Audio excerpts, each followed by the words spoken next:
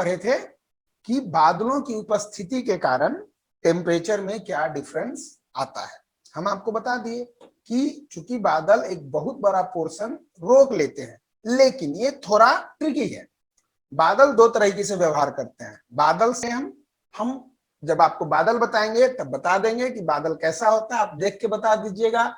बादलों का चेहरा देख के आप बता दीजिएगा कि ये बादल कितना दूरी पे होना चाहिए, कितना दूरी पे होगा, उसका नाम क्या होता है, वो कैसा बारिश करेगा, सब बातें आप बता सकते हैं सिर्फ बादल को देख के। लेकिन जब हम बादल पढ़ेंगे तब, अभी उसमें बहुत टाइम है। तो अभी हम बस आपको दो बातें बतला रहे हैं बादलों के बारे में, थोड़ा सा ये जान जाइए, क्योंकि बिना बतलाए हुए अगर ये निकलते हैं तो ये आप कहीं पे बेवकूफ बन सकते हैं। बादलों की उपस्थिति से क्या होता है, दो तरह का होता है। एक ताप जनरल टर्म्स, इन जनरल बादल टेम्परेचर घटाते हैं, याद रखिएगा।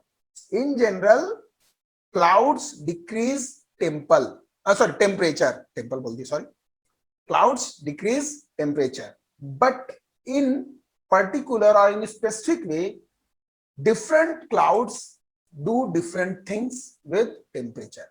यानी कि जैसा बादल होगा वैसा वो काम करेगा। जैसे कि आपको बस दो ही बातें बतला रहे हैं। बादल बहुत प्रकार के होते हैं, ऑलरेडी हम आपको समझा रहे हैं, बस इसमें हम दो चंक ले रहे हैं, बस दो तरह का बादल ले रहे हैं। एक बादल जो बहुत ऊपर रहता है, जिसको बोल सकते हैं आप उच्च स्तरीय बादल, ठीक है, और दूसरा निम्न स्तरीय बादल। यानी कि एक बादल जो बहुत ऊपर है और दूसरा बादल जो कि बहुत नीचे है, बस यही आप जानिए, बाकी सब बाद में। तो उच्च स्तरीय बादल जो होता है वो तापमान बढ़ाता है, ठीक है। यानी कि जो बहुत ऊपर बादल है वो तापमान बढ़ाएगा, और जो बादल बहुत नीचे है, जो पृथ्वी के 2-4 किलोमीटर के रेडियस में घूमता रहता है, ये तापमान घटाता है। बट इन जनरल अगर सारे बादलों को मिला दिया जाए तो बादल टेम्परेचर घटाता है। समझ में आया? इन जनरल बादल टेम्परेचर घटाता है, but in specific it decreases as well as it increases the temperature of the earth. Okay, चलिए आगे चलते हैं। होप ये आपको समझ में आ गया होगा। अब इसके बाद क्या लिखवाए थे बता सकते हैं? अन्य कारण में या अन्य में या छठा सातवां जो भी था, दिमाग से निकल जाता है, बता सकते हैं? वनों की उपस्थिति। हाँ, वनों की उपस्थिति, ठीक है ना। तो ये क्या करते हैं, जो जंगल होते हैं, पहला बात कि सबसे बड़ा चीज तो आप जानते हैं कि जंगल छांव, सूर्य की किरणों को रोक लेता है, वो एक अलग बात है, ठीक है। लेकिन तब तो आपको ठंड का एहसास होता है। लेकिन सर्दियों के दिनों में ये कैसे व्यवहार करते हैं? तो सर्दियों के दिनों में ये टेम्परेचर बनाए रखने के लिए अपने शरीर का जमीन के अंदर से हीट लेते हैं और उसको बाहर छोड़ते हैं, ठीक है। जिसकी वजह से जाड़े के दिनों में पेड़ जो है वो टेम्परेचर बढ़ाते हैं और गर्मियों के दिनों में टेम्परेचर को घटाते हैं। दोनों काम करता है जंगल। इसीलिए जंगल लगाना बहुत जरूरी है, वन लगाना बहुत जरूरी है। बार बार इस बात को बोला जाता है, क्योंकि ये हर तरीके से आपको बेनिफिट देगा। क्यों? क्योंकि जब गर्मी लगता है जंगल को, तो जंगल क्या करता है, धरती के नीचे से पानी लेता है और उसको जलवाष्प बना देता है, चारों तरफ फैला देता है। तो इसको ठंड का एहसास होता है, पेड़ों को भी गर्मी और पेड़ों को भी ठंड लगती है, याद रखिएगा। और एक जनरल नॉलेज बता देना आपको, पेड़ जितना पानी जमीन से लेता है उसका 90% पार्ट वो सिर्फ अपना टेम्परेचर मेंटेन करने में खर्च कर देता है, और मात्र 10% पानी को ही वो भोजन के रूप में इस्तेमाल करता है या अन्य कामों में इस्तेमाल करता है। नहीं तो अगर 100 लीटर पानी पेड़ को मिला तो उसमें से 90 लीटर पानी वो सिर्फ अपना टेम्परेचर घटाने में या बढ़ाने में, बोथ में खर्च कर देता है। समझ में आया? तो ये एक बहुत बड़ा कारण है पृथ्वी पर टेम्परेचर को मेंटेन रखने का। और फिर लेकिन ये उतना बड़ा कारण नहीं है जो हम इससे पहले बताए। ये अब जंगल है तो एक जितने एरिया में है उससे थोड़े दूर को ही ये अफेक्ट करेगा ना, पूरे पृथ्वी को तो अफेक्ट कर नहीं सकता है ना, या फिर एक बहुत बड़े पार्ट को अफेक्ट नहीं करेगा, इसकी वजह से। फिर अगला बताए थे हम आपको शायद शहरीकरण, शहरीकरण भी बताए थे, ठीक है। तो शहरीकरण में क्या होता है कि चूंकि शहरों में ये जो चीजें, घर जो बनते हैं, तो शहरों में जो घर बनते हैं वो बनते हैं ईंट के, पत्थर के या सीमेंट के। तो ये घर क्या करते हैं कि हीट को एब्जॉर्ब करते हैं, ये घर हीट को अब्जॉर्ब करते हैं और उस हीट को फिर रिलीज भी उसी एरिया में करते हैं, ठीक है। और जिसकी वजह से एक, क्या बोल सकते हैं कि एक टेम्परेचर का और एक गर्मी का आइलैंड बन जाए, जिसको हीट आइलैंड बोलते हैं। इंग्लिश में एक टर्म है हीट आइलैंड। तो ये क्या करता है कि उतने ही दूर में अपने पूरे एरिया में हीट को कैप्चर करके रख लेता है, जिसकी वजह से हीट आइलैंड का निर्माण हो जाता है। इसीलिए शहरों का टेम्परेचर ज्यादा होता है गांवों के टेम्परेचर के तुलना में। क्यों? क्योंकि वहां चारों तरफ क्या है, क्या सीमेंटेड मकान बने होते हैं। तो मान लिया जाए कि बीच वाला मकान अपना हीट रिलीज किया रात में या दिन में या कभी भी हीट रिलीज किया, तो दूसरा मकान फिर उसको पकड़ लेगा, वो उसको बाहर नहीं जाने देगा, वो ट्रैप होकर रह जाएगा, जिसकी वजह से, और जो भी रिलीज होगा वो ऊपर की ओर होगा। और अगर शहर में गंदगी ज्यादा है, धुआं ज्यादा है, तो वो ऊपर भी जाके ट्रैप हो जाएगा। यानी कि वो उस एरिया का हीट बहुत, मतलब एक बहुत बड़ा मात्रा उस एरिया के हीट का ट्रैप हो जाता है, जिसकी वजह से एक हीट आइलैंड का निर्माण हो जाता है। इसको इंग्लिश में टर्म दिया गया है हीट आइलैंड। ओके, चलिए ये हो गया। अब बस काफी है इतना आपके लिए। और इस तरह से आप कह सकते हैं कि तापमान को प्रभावित करने वाले जो जो मुख्य कारक हैं, उन सब के बारे में हम जान चुके हैं, ठीक है। तो इतना ही। अभी और आगे बढ़ाते हैं। अब हम आपको इसका प्रभाव बताएंगे और वितरण बताएंगे कि कैसे कैसे टेम्परेचर फैलता है चारों ओर, कैसे कैसे बढ़ता है, उन सब चीजों के बारे में हम जानेंगे। बट एक सेकेंड, हम थोड़ा सा पानी पिए। तो अब हम लोग पढ़ेंगे ये जो हीट, इतना जो आप लोग जाने, टेम्परेचर जाने, तो टेम्परेचर बंटेगा कैसे, ठीक है ना, इसके बारे में हम लोग जानेंगे। देखिए, होता यूं है कि आप सभी को पता है कि अगर हम लोग पृथ्वी को देखें तो पृथ्वी यूं है, ये आपका इक्वेटर हो गया। मान लिया जाए, है नहीं पूरी तरीके से, मान लीजिए कि ये हमारा इक्वेटर है, ठीक है। और यहाँ पे आप ये देखिए,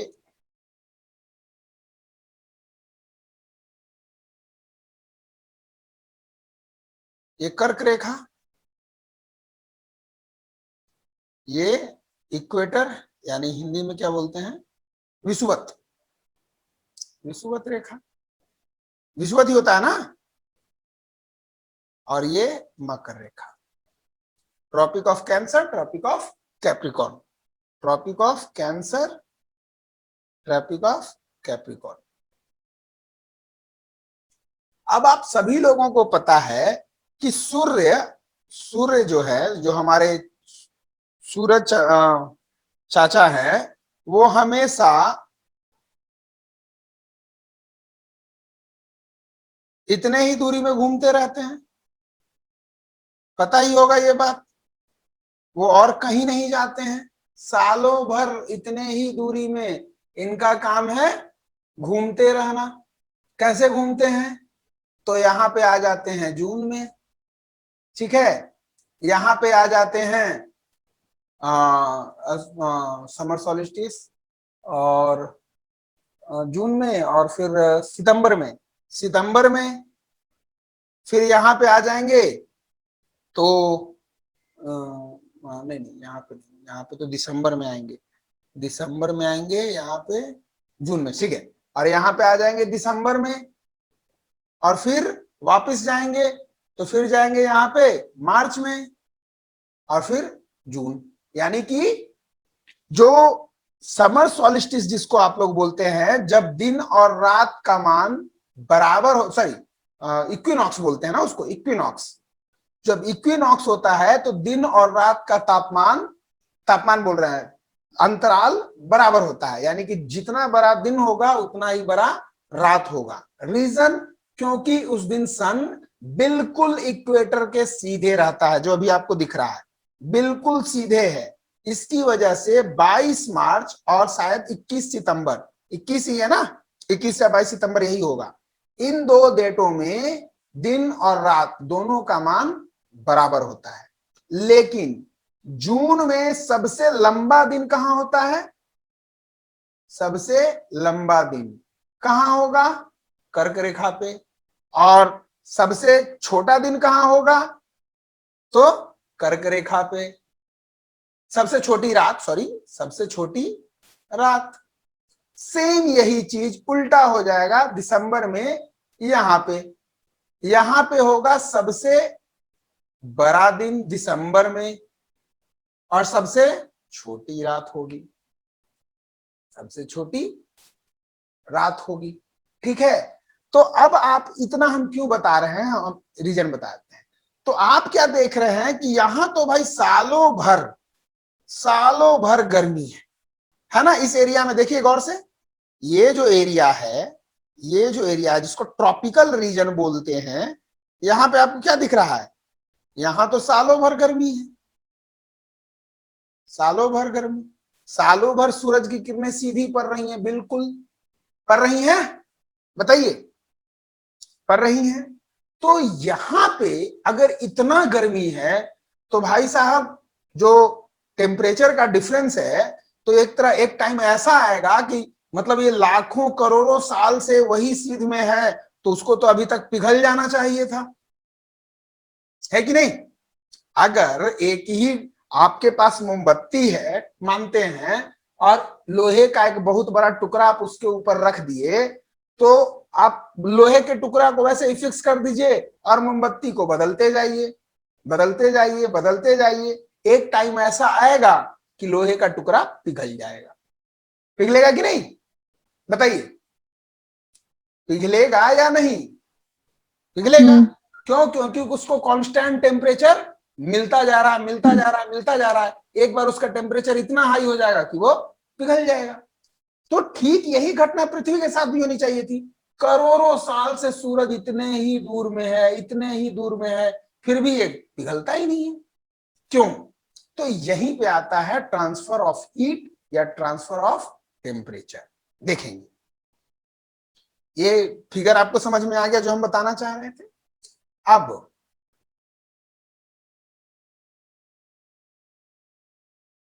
अब ये जो एरिया है, अब इसको छोड़िए, हटाइए, इस फिगर को हटाइए।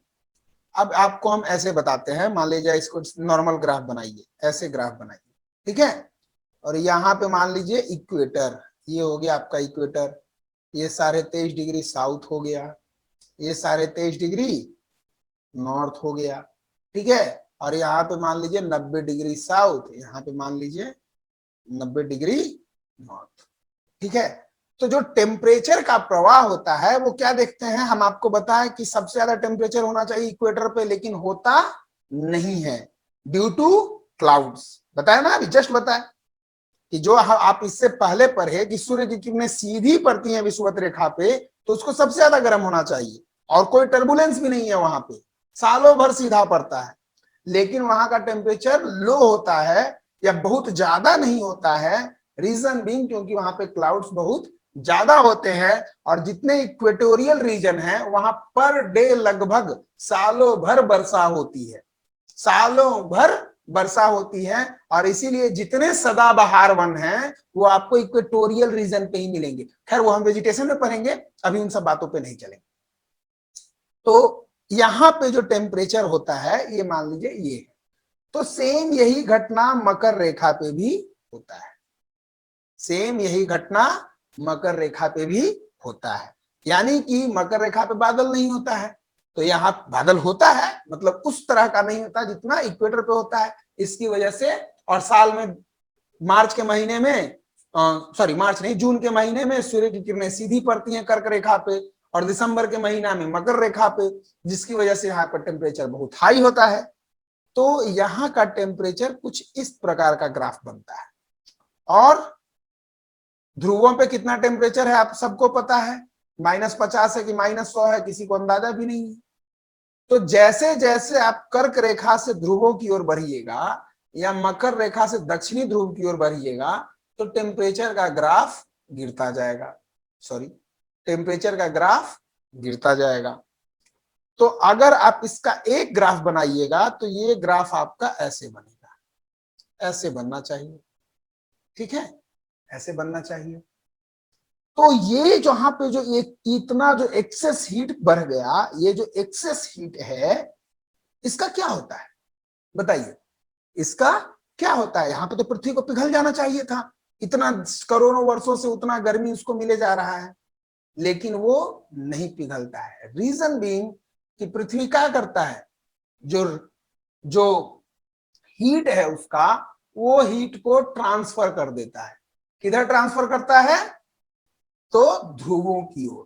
और यही रीजन है, याद रखिएगा, यही रीजन है कि कर्क रेखा से ध्रुव की ओर बढ़िएगा तो आपको पवन इधर की ओर मिलेगा, और इधर जाइए, सॉरी, कर्क रेखा से उत्तरी ध्रुव की ओर बढ़िएगा तो पवन उत्तरी ध्रुव की ओर मिलेगा, और मकर रेखा से जब दक्षिणी ध्रुव की ओर जाइएगा तो हवाओं का जो डायरेक्शन है वो इस तरफ मिलेगा, यानी दक्षिणी ध्रुव की ओर, ठीक है। और इसी प्रकार हवा के जरिए ट्रांसफर कर दिया हीट, और उसके बाद जलधाराएं, जलधाराएं यानी कि स्ट्रीम। तो क्या देखिएगा आप कि मकर रेखा से आप दक्षिणी ध्रुव की ओर जाइएगा, हाँ, मकर रेखा से आप दक्षिणी ध्रुव की ओर जाइएगा तो गर्म जलधाराओं का दिशा इधर की ओर होगा, इधर की ओर, याद रखिएगा। और ठंडी जलधाराओं का दिशा ऑब्वियस इधर की ओर होगा, ठीक है।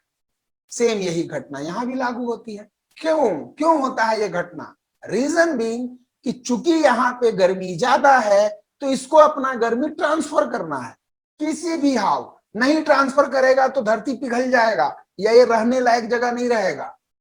तो इसको हीट ट्रांसफर करना होता है। हीट को ट्रांसफर पृथ्वी कैसे करेगा? तो हर जगह लैंड मास तो है नहीं कि लैंड मास है कि हीट ट्रांसफर करते चले गए, और लोहा है नहीं कि एक जगह पे मिट्टी को गर्म किए तो दूसरी जगह गर्म हो जाएगा, कंडक्शन तो कर नहीं सकता है उतना ज्यादा, उतने बड़े स्तर पे। तो ये कैसे हीट को भेजता है? जलधाराओं के द्वारा, कन्वेक्शन के द्वारा और हवाओं के द्वारा। समझ में आया? और इसलिए हम ये चैप्टर पहले पढ़ा दिए ताकि जब आप जलधारा और हवाएं पढ़े तो आपको ये पता होना चाहिए कि ऐसा क्यों हो रहा है, क्यों यहां से हवा उधर जा रहा है और वहां से हवा उधर जा रहा है। जनरली आप लोग ज्योग्राफी पढ़ते हैं तो आप क्या करते हैं, रटते हैं कि यहां से गर्म जलधारा वहां जा रहा है, वहां से गर्म जलधारा वहां जा रहा है। रटने वाला सिस्टम कभी सक्सेसफुल नहीं हुआ, याद रखिए। अब आपको एक बहुत बड़ा रीजन पता चल गया कि कोई जलधारा क्यों बह रही है, और बह रही है तो वो गर्म क्यों है और ठंडी क्यों है, और कैसे उसका डायरेक्शन होगा। और बहुत सारे फैक्टर्स हैं, मैं ये नहीं बोल रहा कि ये सिंगल फैक्टर है, और भी बहुत सारे फैक्टर्स हैं, लेकिन उन सभी को हम क्लियर करेंगे वन बाय वन। लेकिन ये सबसे बड़ा रीजन है क्लाइमेटोलॉजी में टेम्परेचर के वितरण का, यानी कि तापमान के बंटने का, ये सबसे बड़ा रीजन है। और वो क्या? हवा और जल धारा। ओके, चलिए आगे चलते हैं।